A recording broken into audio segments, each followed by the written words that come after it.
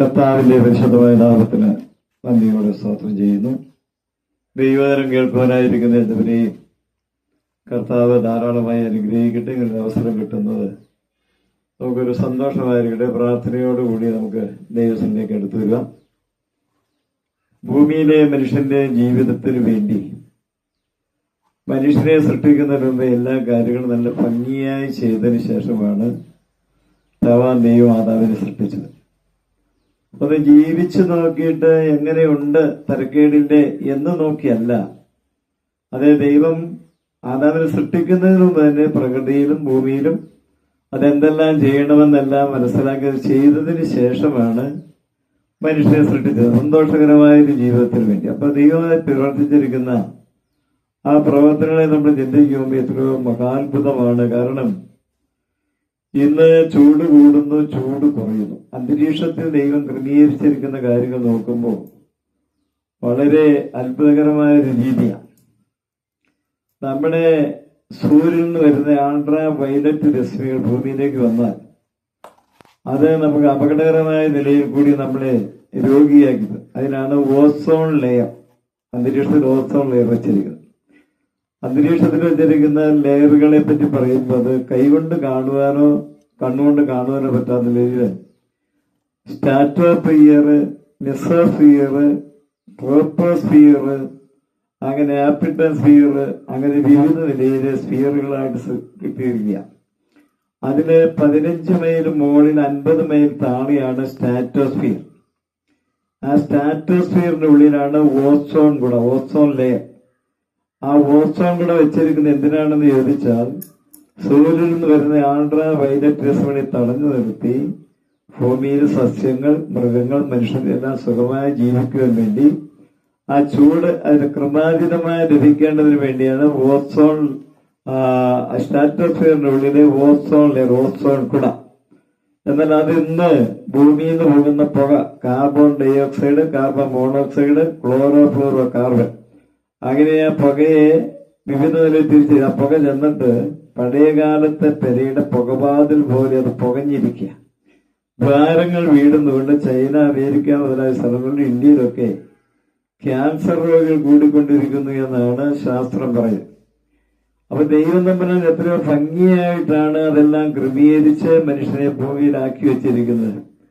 ആ ദൈവസ്നേഹത്തെ നമുക്ക് മനസ്സിലാക്കണമെങ്കിൽ ഈ ദൈവവചനത്തിൽ കൂടി സാധിക്കുകയുള്ളൂ. യഹൂദന്മാര് ആ വചനം മൺഭരണികളാക്കി മണ്ണിൽ കുഴിച്ചിട്ടു. അവരുടെ പുരോഹിതന്മാരും ആലയ പ്രമാണികളും പറഞ്ഞു, ഞങ്ങൾ പറയുന്നത് കേട്ടാൽ മതി. അങ്ങനെ ആത്മീയ ഗോളം പുരോഹിത വർഗത്തിന്റെ സുഖജീവിതത്തിന്റെ ഒരു കേന്ദ്രമാക്കി അവർ മാറ്റിയെടുത്തു. അതിനെതിരെയാണ് യേശു വരികയും യേശുവിനെ അവർ ക്രൂശിക്കുകയും ക്രൂശമരണാനന്തരം കാൽവരിയിൽ രക്തം കൊണ്ട് വീണ്ടെടുക്കപ്പെട്ട ദൈവദാസന്മാരുടെ വചനം ലോകം മുഴുവൻ അറിയിക്കുവാൻ ഇടയായി. അങ്ങനെ എല്ലാ രാജ്യത്തും എല്ലാ ഭാഷക്കാരുടെ ഇടയിൽ ആ തിരുവനന്തപുരം മനസ്സിലാക്കിയപ്പോഴാണ് ദൈവം തമ്പുരാന്റെ അത്ഭുതമായ പ്രവർത്തനങ്ങളെ പറ്റി മനസ്സിലാക്കാൻ സാധിക്കും. ആ യേശുക്രിസ്തുവിന്റെ വിശ്വാസത്താൽ നമുക്ക് സ്വർഗരാജ്യത്തെ പ്രവേശിക്കാൻ സാധിക്കുന്ന സത്യം ആ വചനത്തിൽ അടങ്ങിയിരിക്കുന്നു. എന്നാൽ അങ്ങനെ യേശുക്രിസ്തുവിന്റെ വചനാനുസരണം, അതിന്റെ ആത്മീയമായ ഒരു ദർശനം, ഒരു വെളിപ്പാട് ലഭിച്ച ഒരാള് തന്റെ ജീവിതം കൊണ്ട് യേശുക്രിസ്തുവിന്റെ മഹത്വമായിരിക്കണം. യേശുക്രിസ്തുവിന്റെ ആ സുവിശേഷം നാവ് കൊണ്ട് പ്രസംഗത്തിനേക്കാൾ ഉപരിയായി ജീവിതം കൊണ്ട് അത് വെളിപ്പെടുത്തണമെന്നതാണ് ബൈബിള് നമ്മോട് പറയും. ഒന്നാമത് സത്യസന്ധതയും വിശ്വസതയും ഇല്ല എങ്കിൽ ആത്മീയ ജീവിതത്തിന് ഒരു പുഷ്ടിയും പുരോഗതിയും ഉണ്ടാകില്ല. ഒരു കടയിൽ രാവിലെ ഒരു സ്ത്രീ ചെന്നിട്ട് ഒരു 10 രൂപ കടക്കാരന് കൊടുത്തു. അപ്പൊ ഇതെന്താണെന്ന് ചോദിച്ചാൽ തലേദിവസം സാധനങ്ങൾ വാങ്ങിയപ്പോൾ കണക്ക് വശകി ഒരു 10 രൂപ എനിക്ക് കിട്ടി, നിങ്ങളുടെ പണം എന്റെ കയ്യിൽ ഇരിക്കേണ്ട ആവശ്യം തോന്നിച്ച് രാവിലെ ഞാൻ കൊണ്ടുവന്നതാണെന്ന് പറഞ്ഞു. അപ്പൊ കടക്കാരൻ പറഞ്ഞ 5 രൂപയ്ക്ക് വേണ്ടി നിങ്ങൾ വില പേശിയ നിങ്ങളാണല്ലോ ഇന്ന് ഈ 10 രൂപ കൊണ്ടുവന്നത്. അപ്പൊ സാധനങ്ങൾ വാങ്ങുമ്പോൾ വില കുറച്ച് വാങ്ങാന്നുള്ളത് വാങ്ങുന്നതിന്റെ കടമ. എന്നാൽ കണക്ക് തെറ്റിയ പണത്തിന് നമ്മൾ അർഹനല്ല എന്ന് പറഞ്ഞ് ആ 10 രൂപ സ്ത്രീ അവിടെ കൊടുക്കാനിടയായി. അങ്ങനെ ആ സ്ത്രീ പോയി കഴിഞ്ഞപ്പോ അദ്ദേഹം അവിടെ നിന്ന് ഒരു 300 രൂപ എടുത്തുകൊണ്ട് ഹോൾസെയിൽ കടക്കാരൻ എടുത്തു. അദ്ദേഹത്തോട് പറഞ്ഞു, ഞാൻ ഇന്നലെ ഇവിടുന്ന് സാധനങ്ങൾ വാങ്ങാൻ നിങ്ങൾക്ക് കണക്ക് വെച്ച് ഒരു 300 രൂപ എന്റെ കയ്യിൽ വന്നു. അപ്പൊ ഞാൻ അത് കൊണ്ടുവന്നതാണ്. അപ്പൊ കടക്കാരൻ പിന്നീട് പറഞ്ഞാൽ മതിയല്ലോ. അല്ല, വേണ്ട, നിങ്ങളുടെ പണം എന്റെ കയ്യിൽ ഇരിക്കണ്ട എന്ന് പറഞ്ഞാൽ 300 രൂപ അദ്ദേഹത്തിന് കൊടുക്കുവാനിടയായി. അപ്പൊ അദ്ദേഹം കുറെ കഴിഞ്ഞപ്പോ പിറ്റേ ദിവസം ഒരു 10,000 രൂപയായിട്ട് ഒരു വിധവിയായ ഒരു സ്ത്രീ എടുത്തു. ആ വിധവിയായ സ്ത്രീയുടെ അടുത്ത് ചെന്നപ്പോ അവരോട് പറഞ്ഞു, നിങ്ങളുടെ ഭർത്താവ് ജീവിച്ചിരുന്നപ്പോ ഞങ്ങൾ തമ്മിൽ ഒരല്പം സാമ്പത്തിക ഇടപാടുണ്ടായിരുന്നു. അപ്പൊ അന്ന് 10,000 രൂപ അദ്ദേഹത്തിന് കൊടുക്കാനുണ്ടായിരുന്നു. മരിച്ചുപോയി പിന്നീട് ആകാമെന്ന് വിചാരിച്ചിരുന്ന സമയം വഴി പോയിന്ന് പണം വന്നപ്പോ ഞാനത് കൊണ്ടു തരികയാണെന്ന് പറഞ്ഞ് ഈ 10,000 രൂപ സ്ത്രീ ഏൽപ്പിക്കുവാനിടയായി. അപ്പൊ ആ 10,000 രൂപ കിട്ടുമ്പോൾ സന്തോഷമായി. ഈ 10,000 രൂപ ലഭിച്ച സ്ത്രീയാണ് ഈ രാവിലെ 10 രൂപയായി കച്ചവടക്കാരുടെ അടുത്ത് ചെന്നതെന്ന് ഓർക്കണം.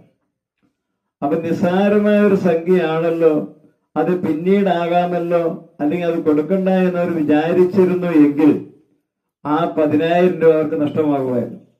എന്നാൽ അവരുടെ വിശ്വസ്തതയാണ് അവരുടെ ഭർത്താവിന് കിട്ടേണ്ടുന്ന 10,000 രൂപ ചോദിക്കാതെയോ നിയമവശങ്ങൾ തേടിപ്പോകാതെയോ അവരുടെ കയ്യിൽ വരുവാനിടയായി. അപ്പൊ ദൈവത്തെ നമ്മൾ സേവിക്കുമ്പോൾ നമ്മൾ വിശ്വസ്തനായ ദൈവത്തെ സേവിച്ചുകൊണ്ട് നമ്മുടെ ജീവിതം കൊണ്ട് ആ ദൈവത്തിനെ നമ്മളൊരു മഹത്വമായിരിക്കും, കർത്താവിനൊരു മഹത്വമായിരിക്കും. ഓർക്കണം, മനുഷ്യവേഷത്തിൽ ഭൂമിയിലേക്ക് ഇറങ്ങി വരുന്നതിന് മുമ്പ് ജീവചരിത്രം നേരത്തെ എഴുതിയ പ്രവാചകന്മാര് 1400 വർഷങ്ങൾ കൊണ്ട് 34 എഴുത്തുകാര് യേശു ജനിക്കുന്ന 1400 വർഷങ്ങൾ മുമ്പ് എഴുതുമ്പോ യേശുവിന്റെ ജനന മരണ പുനരുദ്ധാനങ്ങൾ എഴുതുമ്പോൾ ആ പ്രവാചകന്മാർ തന്നെ കണ്ടിട്ടില്ല, യേശു അവരെ കണ്ടിട്ടില്ല. എല്ലാം വചനാനുസരണമാണ് യേശുക്രിസ്തു. നമ്മൾ ഇന്ത്യൻ ഭാഷ പറഞ്ഞ് എനിക്ക് നിലവിൽ ജാതകം എഴുതി അങ്ങനെ ഈ ലോകത്തിലേക്ക് ഇറങ്ങി വന്നു. നിരീശ്വരവാദികൾക്കോ മറ്റു നിർവിശ്വാസികൾക്കോ ഒരു മറുപടി പറയാൻ എല്ലാത്തിനും 100% ഭർത്താവ് രക്ഷകനാണ്, ദൈവത്തിനാണ്, അവൻ ദൈവമാണെന്നുള്ള തെളിവാണ് ആ ജനത്തെ നമ്മളെ വിളിച്ചറിയിക്കുന്നത്. ബേത്ലഹേമിൽ ജനിച്ചു, നമ്മുടെ പാപത്തിന് വേണ്ടി അവൻ കാൽവറിയിൽ നമുക്ക് വേണ്ടി യാഗമായി തീർന്നു. ആ രക്തം കൊണ്ട് വീണ്ടെടുക്കപ്പെട്ട ദൈവമക്കൾ ഓർക്കണം, നമ്മുടെ ഈ ഭൂമിയിൽ അന്യന്മാർ പ്രദേശമാണ്, സ്വർഗരാജ്യം നമുക്കുണ്ട്. യേശു പറഞ്ഞു, ദൈവരാജ്യം സമീപിച്ചിരിക്കാൻ മാനസാന്തരപ്പെടുകയും. യോഹന്നാൻ സ്നാപകൻ വിളിച്ചു പറഞ്ഞു, സ്വർഗരാജ്യം സമീപിച്ചിരിക്കാൻ മാനസാന്തരപ്പെടുകയും. അപ്പോസ്തലനായ പൗലോസിന്റെ പ്രസംഗ വിഷയം ദൈവരാജ്യത്തിന്റെയായി, ദൈവരാജ്യത്തെ പ്രവേശിച്ചു. ഭൂമിയിൽ നമ്മൾ അന്യരാണ്.